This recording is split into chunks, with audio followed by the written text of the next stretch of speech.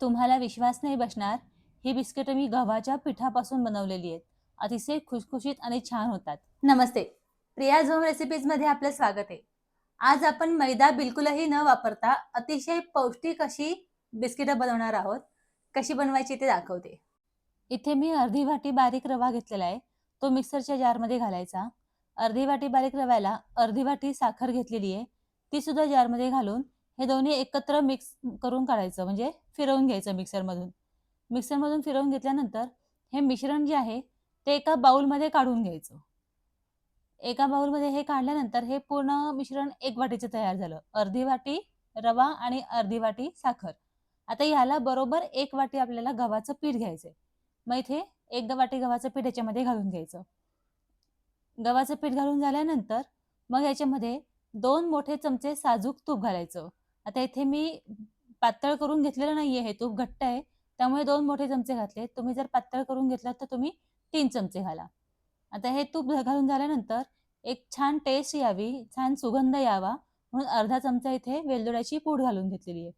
आता हे छान व्यवस्थित मिक्स करून घ्यायचंय आपल्याला.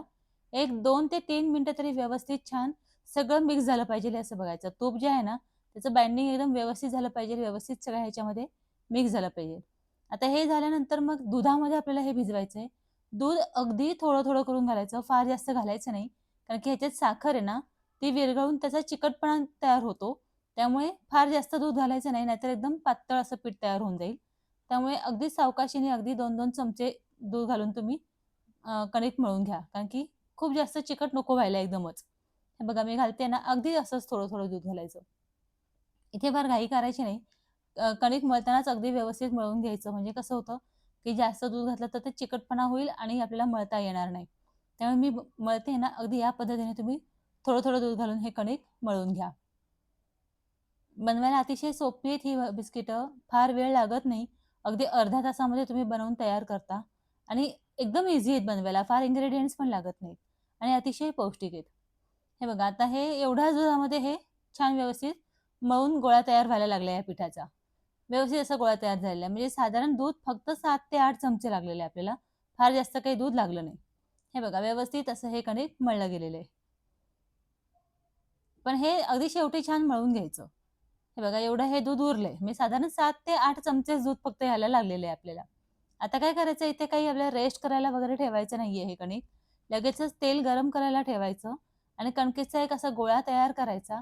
गोळा तयार झाला ना, की मग आपण ज्या झाऱ्याने आपण तळणीचे पदार्थ तळतो ना, ती झारी घ्यायची. ही साधारण प्रत्येकाकडे असतेच झारी. या झारीवरती हे गोळा असा ठेवायचा आणि प्रेस करायचा. असं प्रेस करून मग नंतर हे काढून घेतलं ना, की छान असा एक शेप येतो. एकदम छान असं एक डिझाइन तयार होतं बघा ह्याच्यावरती. असं या झारीने ह्याच्यावरती डिझाइन तयार करून घ्यायचं. तुमच्याकडे समजा जर का झारी नसेल तर फोक म्हणजेच काटा चमचा असतो ना, काटा चमचा, त्याच्यावरती पण तुम्ही हे असं डिझाइन तयार करू शकता. खूप छान असं किंवा तुम्ही प्लेन सुद्धा बनवू शकता बिस्किटं. पण ही अशी दिसायला खूप सुंदर दिसतात बिस्किटं. आता तेल गरम झालेलं आहे.